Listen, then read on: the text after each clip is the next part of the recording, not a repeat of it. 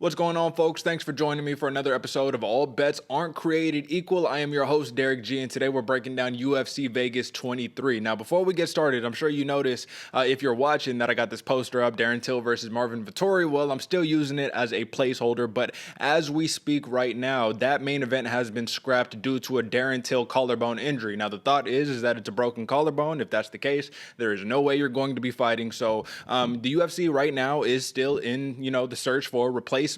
Word is that Kevin Holland, right, trailblazer, big mouth, coming off that loss to Derek Brunson, he has agreed, in talks, right, to this bout versus Marvin Vettori this Saturday. So we'll see if it pans out, but unfortunately there are no odds for the main event because we don't know who's going to be fighting who, and it seems like we're in more or less of a very a slow week in terms of the MMA world, the betting world, because there aren't even any prop bets up right now. So I'm only going to be talking money line today. So just wanted to make sure everyone knew what we were getting ourselves into before we started breaking down the betting docket for UFC Vegas 23, man. Great card overall. There's going to be a lot of fights, about like 14, 15 fights, depending on, what else lasts through the weekend or whatnot. But before we get started, folks, I handled that housekeeping. I do want to let you know, give us a like on Instagram, give us a like on Twitter, AFC Fight Talk on Twitter, and All Factors Considered on Instagram. Interact with us over there. That way we can, make sure that people know everything that they need to going into the big fights, right? You can watch the videos on YouTube, on Spotify, wherever you listen or watch, but you could also tune in on the social medias. And of course, my social media is below. So if you ever want to tune in to what I'm doing personally, man, send a message, reach out. It's all good, man. Like and subscribe, help us boost up that algorithm. Now, without any further ado, man, let me start the clock and let's get into some fight talk, man. So I do have to note that Vegas was very chalky last week, man. They went 9-1 with one notable underdog win, which is Jamie Malarkey knocking out Kama Worthy, but just about everybody that was favored to win won. Like I said, 9-1. So it was rough, but we got a new day ahead of us. And instead of 6 cards, like I said, the Marvin Vettori, we don't know what's going on with that one. We got 5 here. As you can see, folks, if you're watching, we got a little bit of a new layout, a new format here today. So bear with me, man. We upgrade and we improving every day. But like I said, let's get into some fight talk. So I'm really excited about this first matchup. Arnold Allen facing off against Sodiq Yusuff. You know what I mean? Super Sodiq. This is a featherweight matchup, man. And the odds in and of itself right there kind of confused me because I understand Sodiq Yusuff. You know what I mean? This dude is a beast. He's got tree trunk legs. Like, his thighs are legitimate tree trunks. And listen, this dude's got the repertoire. He just came off of a big win, or 2 big wins, really, against Gabriel Benitez, where he knocked him out in the first round, which was an amazing result, really. And Andre Touchy-Feely, right? He got the dub on him as a unanimous decision win, but Yusuff was in control the entire fight. Now, Arnold Allen is absolutely no slouch, no joke, right? Because he's coming off of two big wins too, against Gilbert Melendez, which was a unanimous decision, and Nick Lentz, which was a unanimous decision. But that last fight against Nick Lentz is going to tell us a lot about what this matchup is going to be, because in my opinion, Sodiq Yusuff, he's a kickboxer, but really his hands are nice, man. And Arnold Allen, if you watch his last fight against Nick Lentz, you'd see that he was basically in that, MMA boxing stance, similar to what we see out of Conor McGregor when he got his legs, beat up by Dustin Poirier. He was really heavy on that front leg, and he was just trying to get in there and really sit down on those shots. And while we love it, while it gets results for the most part, he's going to have to switch it up against Sodiq Yusuff, because the thing that I note here is that Allen at 16-1, Yusuff at 11-1, right? These are 2 very high-level prospects, and it's kind of, I guess the timing is right, but it's a little bit of a shame that they had to face off kind of so early in their careers necessarily. I think that the UFC wouldn't be hurting themselves if they let it build these prospects up just a little bit longer and then maybe face each other down the road. But we are at a crossroads here, ladies and gentlemen, and we will be seeing who is going to get the dub. So like I said, let's just talk about the line. Plus 110 for Arnold Allen. This is a dude who has 5 knockouts, 4 submissions, and 7 decisions, right? He's very, very well balanced overall, but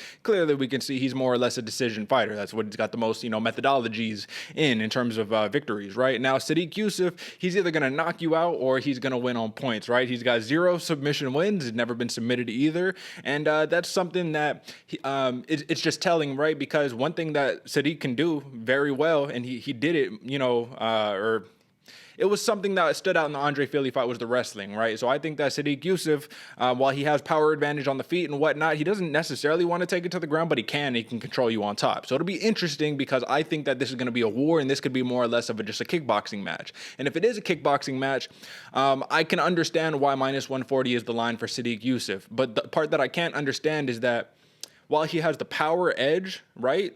Sometimes the power doesn't necessarily matter if you're not connecting on your shots, right? Arnold Allen has great head movement, great footwork. His guard is tight and he counter strikes like one of the best to do it in the game, right? So that's what's interesting to me, is because if you're sitting there and you head movement, popping your shots, bow, bow, you know what I'm saying? And Sadiq Yusuff is just trying to load up on one big shot or 1-2. Arnold Allen might hit you with 3 and then get out the way and start piecing them up again. So it'll be really interesting to see how long this lasts, if this is going to go to a UD, since these are pretty much UD fighters, right? Like I said, Sadiq Yusuff, he's got 6 knockouts, 5 decisions, but it's very balanced on both sides. So ultimately what I'm coming down to, if we're only examining the money line here, I don't think that minus 140 is a safe enough bet for Sadiq Yusuff to win this fight. And what I mean by that is that should be a pick'em in my opinion, personally, right? I think this should be a pick'em because the other thing about Arnold Allen that I really, really like is that he has a great jab and he works behind that jab, right? So like I'm saying, Sadiq Yusuff, he's trying to sit down and really unload that, right hand, which is a ticking time bomb ready to explode, right? That's what Sadiq Yusuff possesses in that right hand.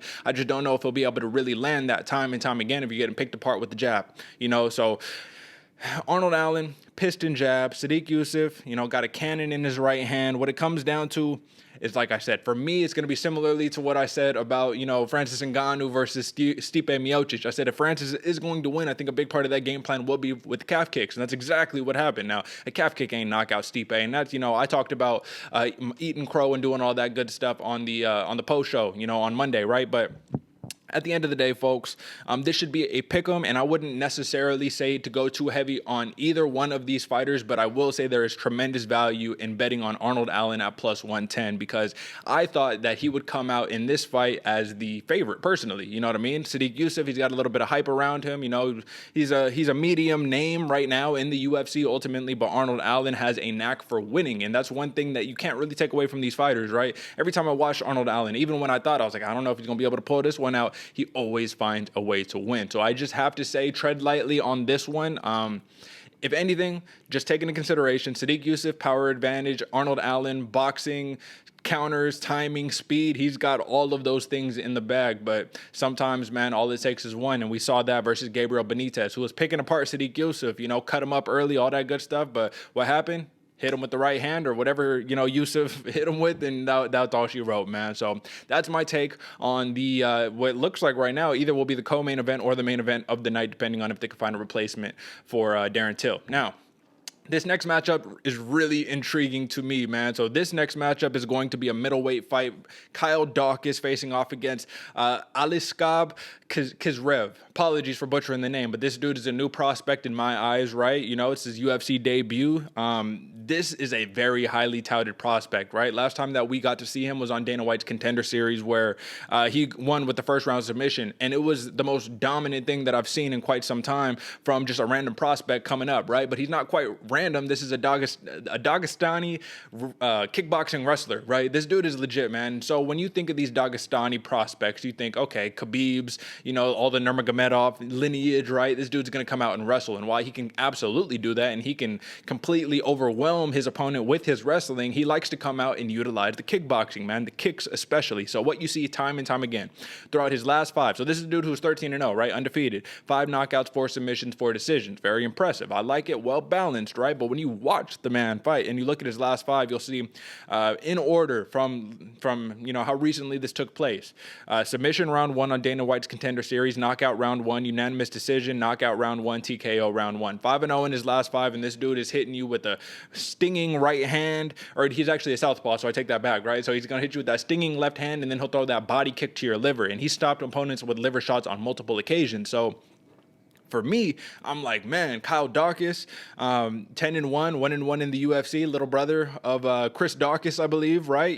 So the Daukaus name is making some moves right here, but this dude is very, very talented on the ground, right? He's deceptive, right? He's got some skills on the feet as well. Do not get me wrong. Like, he's got underrated striking, in my opinion, personally. But where he truly gets it done is on the ground, man. He's got no knockout wins, but 8 submission wins and 2 decision wins. He's never been submitted. He's got an incredibly interesting frame for the division, right? So he's a middleweight, and he is 28 years old, 6'3", with a 76-inch reach. So let me give you just an example. I think Kevin Holland, he's might be like either between 6'2" or 6'4" with about an 83-inch reach. So you got like Kevin Holland frame, but you're over here just trying to submit dudes. You know, you're trying to wrestle them, submit them, and really show them your relentless pressure. Now, where this gets interesting is, listen, man, if Kizrev is kind of like a Rafael Fiziev in a way, right? Who was a lightweight, you know, a little bit bigger, right? But if he's kind of from that frame, which he's not necessarily, because he was the former Fight Night Global welterweight champion, right? So this dude is like coming up to middleweight, jumping up a class. Or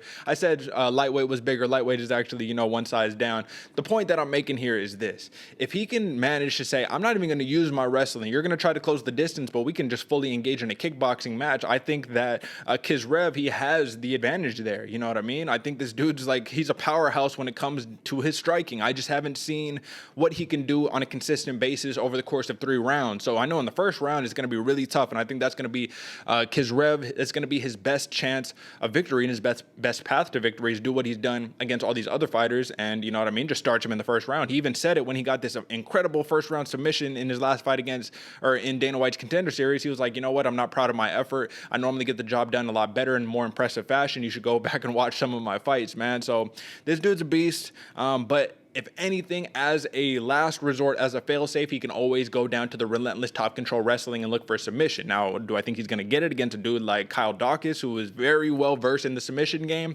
Not necessarily. And I do think Kyle Dawkins is being counted out a little bit. I think the frame is going to be interesting. Like I said, he's 6'3", while Kizrev is only 5'9" with a 74-inch reach. So he's got 2-inch reach disadvantage, and he's shorter by about like 6 inches, right? So it's going to be really interesting to see how he closes the distance. But when you're a wrestler, I mean, what are you going to do? You got to close the distance somehow, some way. And Kyle Dawkins, what we saw in his last fight against Dustin Stoltzfus, which was a very, very big test in terms of fighting a well-rounded wrestler. Right now, or at the time, he was 13-1. So he just gave him his second loss in their last fight. And listen, dude was on legitimately a 10-fight win streak, right? So it was very impressive from Kyle Dawkins. Once again, I don't want to put any disrespect on him, and I don't want to count him out. But I don't know if he'll be able to win this fight simply because of the offensive, relentless attack of Kizrev on the feet. Now, this dude is making his UFC debut. Kyle Dawkins at least has got 2 UFC fights, so experience is going to play into a factor, but we've seen with these dudes coming out of Dagestan, man, these warriors, these fighters, that they're absolutely no joke, and they're fighting for a bigger cause than just a little bit of money. They're fighting for their family. They're literally representing Dagestan. When you saw Abu Bakar Nurmagomedov, when he got submitted a couple fights back, right, it was like he just let down his entire country, you know what I mean? So, like, they take this thing a little more serious than I think us Americans do, but at the end of the day, it should be an incredible contest, a very, very incredible contest. And I guess I didn't give you with my concluding factor because we're only talking money lines here today once again, right? But I'm gonna have to go minus 140 on Kizrev here. I think it's very alluring. I think plus 110.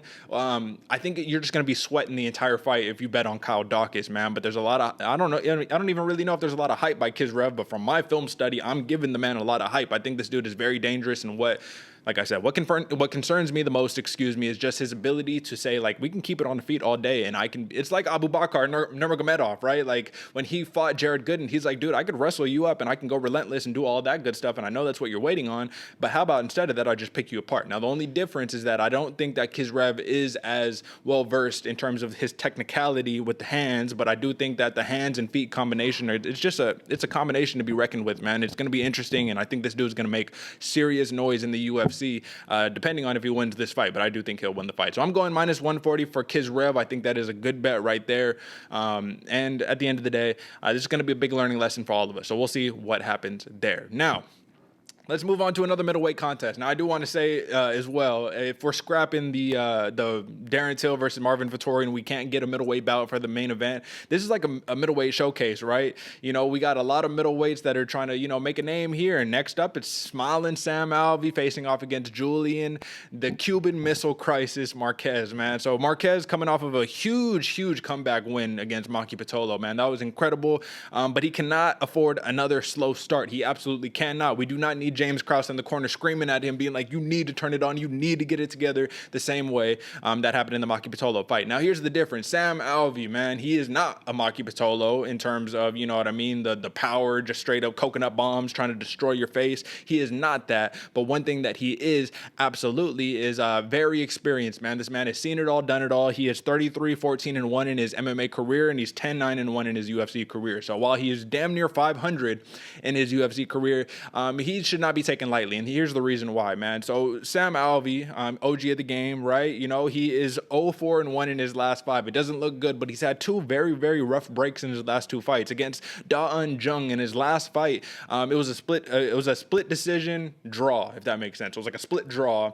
But if you go back to the media scorecards, you'll be able to see that 17 of the 21 media members scored his last fight against Jung. 17 of the 21 members scored it for Alvey, 3 scored it a draw, and 1 scored it for Jung. So it goes to show that it's like robbery report, right? You know what I'm saying? Get that one up there. Robbery, get some sirens blazing because Sam Alvey got robbed, right? Now in the fight before that versus Ryan Spann, which was incredibly close, and a lot of people discounted Sam Alvey to even have a chance in that fight.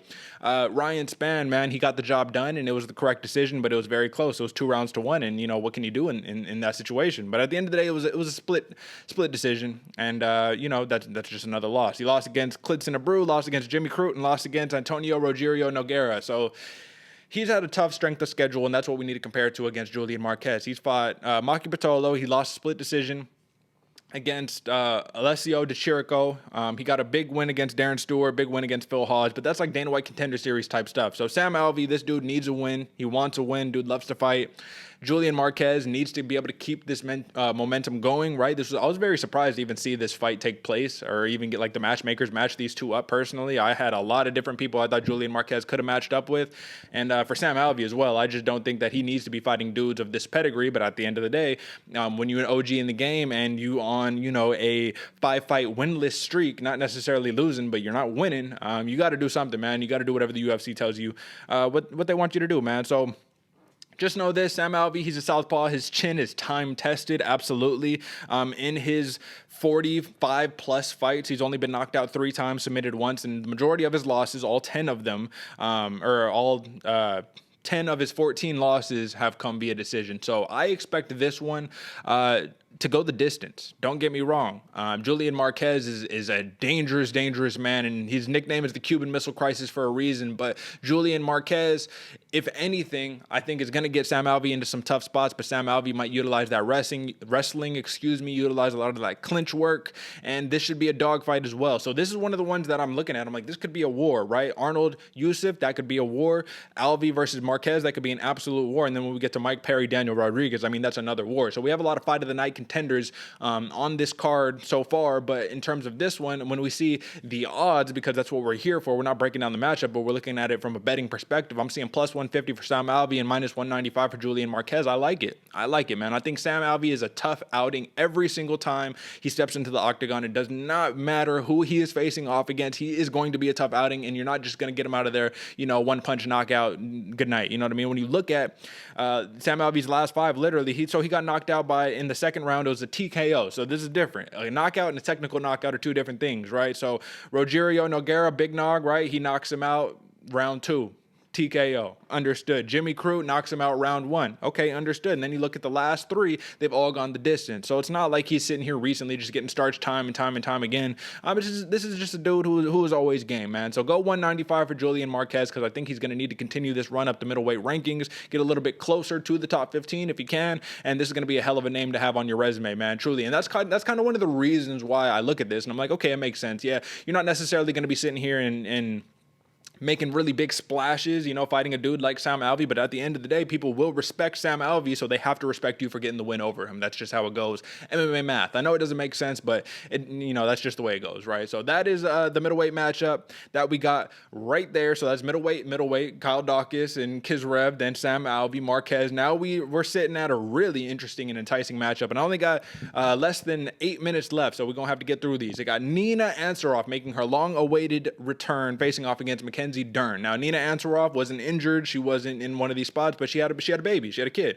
right? Her and Amanda Nunes, right? Had to go handle business, do that, put her on the shelf. She just came off of a loss against Tatiana Suarez and then went to, go have the baby and all that good stuff. Now, this is what concerns me.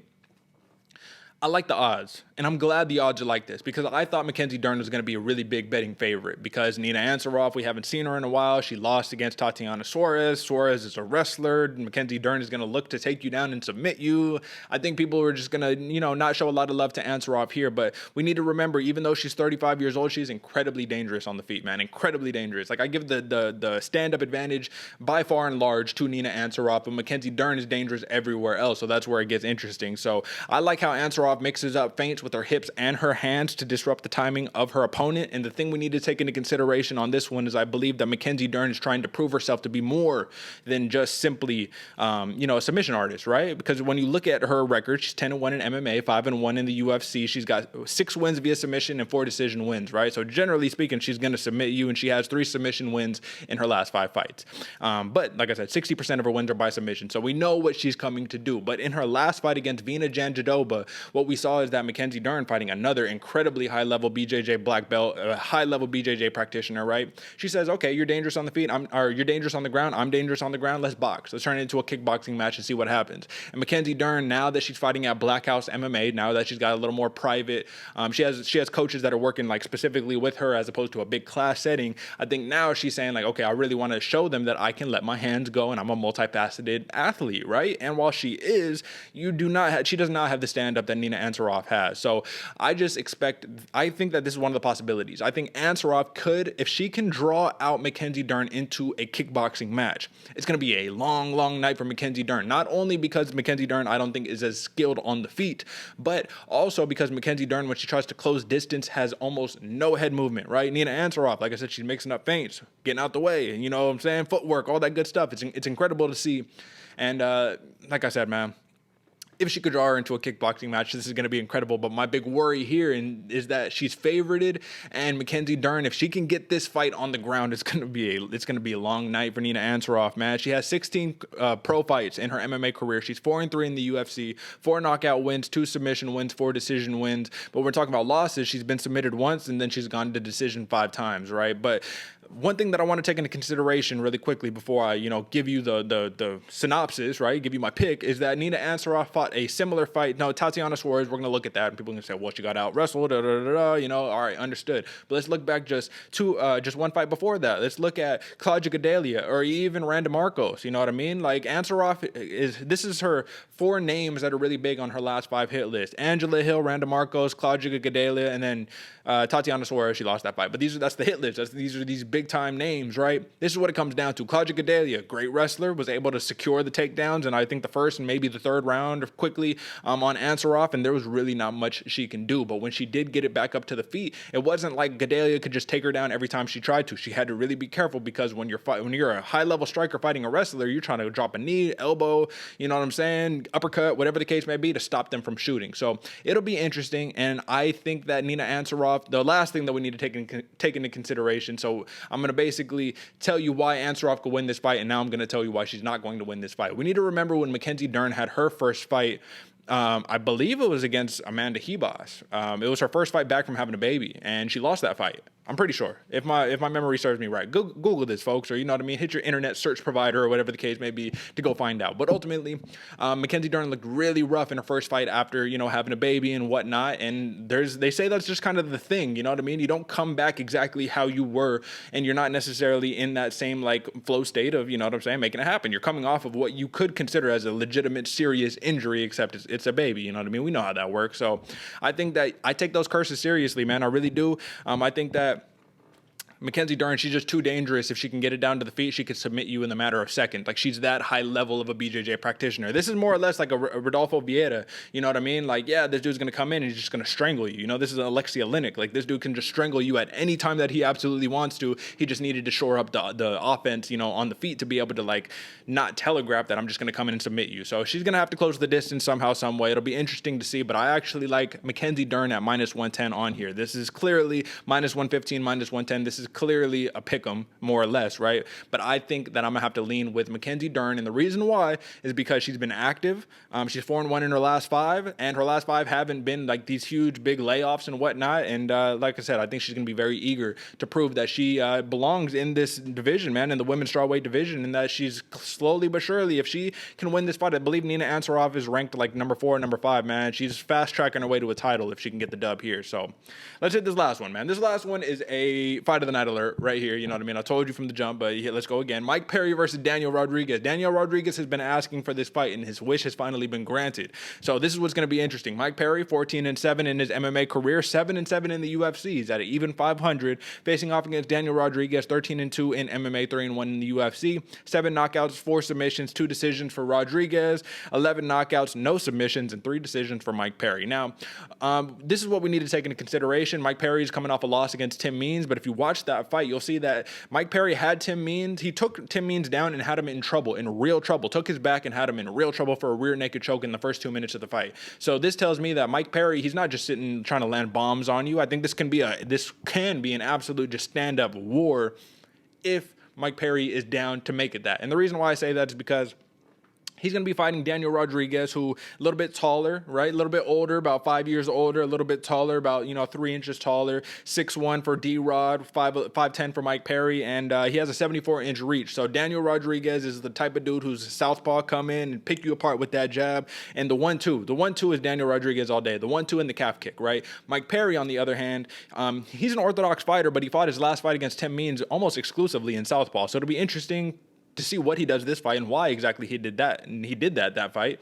But this dude is, like the training camp woes and, him and his baby mama, whatever the case may be, training together and not really having an actual like corner and a real camp and whatnot has clouded a lot of the skill that Mike Perry has, man. You know what I mean? This dude, depending on how seriously he takes this camp is ultimately how we're going to have to decide who's going to win this fight. Now, when we see the odds, when we see plus 155 for Mike Perry and minus 200 for D-Rod, what I'm seeing is that people are discounting Mike Perry because they don't think he's taking his training camp serious. Because if we're talking about just simply as a fighter, if we're talking about simply as somebody who possesses skills to win a matchup, a contest like this, Mike Perry, he has all of those skills. He possesses all of them, and he's shown time and time again, man. He's 14-7 in his MMA career. Like, come on, what are we talking about here? And folks, only got a couple seconds left, but I'm going to keep going after the bell because Mike Perry, man, he's 2-3 in his last 5, and we understand this, man. But I just think that he has that power to turn off the button on Daniel Rodriguez if it comes to that. Daniel Rodriguez, I think he has a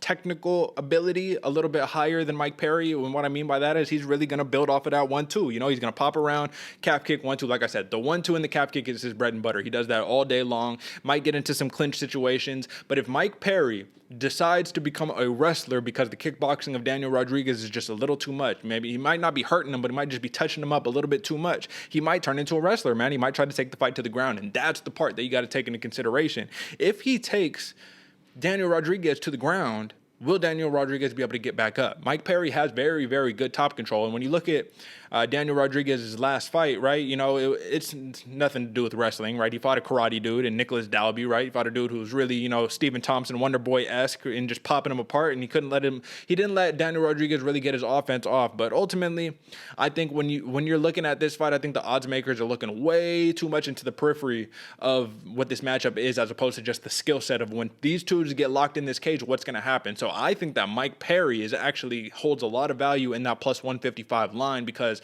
Daniel Rodriguez is legit. Do not get me wrong, but Mike Perry can walk forward and can shut your lights off. Now, like I said, let me just spell it out for the last time. Mike Perry, I think that he's going to need a knockout to win or secure takedowns and secure top control and win off a ground and pound or look for a submission, right? Daniel Rodriguez has never been submitted in his career. He actually has 4 submission wins, and Mike Perry has never submitted anybody, and he has been submitted once. But I think what's more likely than a submission would be for Mike Perry, like I said, to just win out on ground and pound and top control. Now, Daniel Rodriguez, if he keeps this thing on the feet and he could just be meticulous, pick Mike Perry apart, you know what I mean? Jab him up, pop, you know what I mean? It's going to be a long night for Perry, man. He might get frustrated, and that's what I'm saying. He might turn into a wrestler out of frustration as well. So I think Daniel Rodriguez has all the capabilities to win this fight via decision. I don't know if he's going to knock out Mike Perry. I mean, Mike Perry has a chin. The last time he was knocked out was against Jeff Neal, and that was a first-round knockout. But Jeff Neal, hands of steel Jeff Neal, I mean, that's a different type of cat that we're talking about. So it'll be interesting to see how this one plays out, folks. But like I said, I think personally for me, when I think Daniel Rodriguez, I always think in my head how much of a monster, how much of a killer he is. And then I go and see him fight, and I'm like, it never really pans out the way that I want it to pan out. Now, we do need to take into consideration, just lastly, before I conclude here, Daniel Rodriguez actually has a win against Tim Means. He submitted him in the second round, man. So I don't know how that mentally is going to play out, knowing that Mike Perry just lost to Tim Means and Daniel Rodriguez already has a win over him. It'll be interesting to see how it plays out, folks. But regardless, if we have Marvin Vettori versus Kevin Holland or no main event whatsoever in terms of the original slate, as you can see our poster here, Marvin Vettori Till, not going to happen.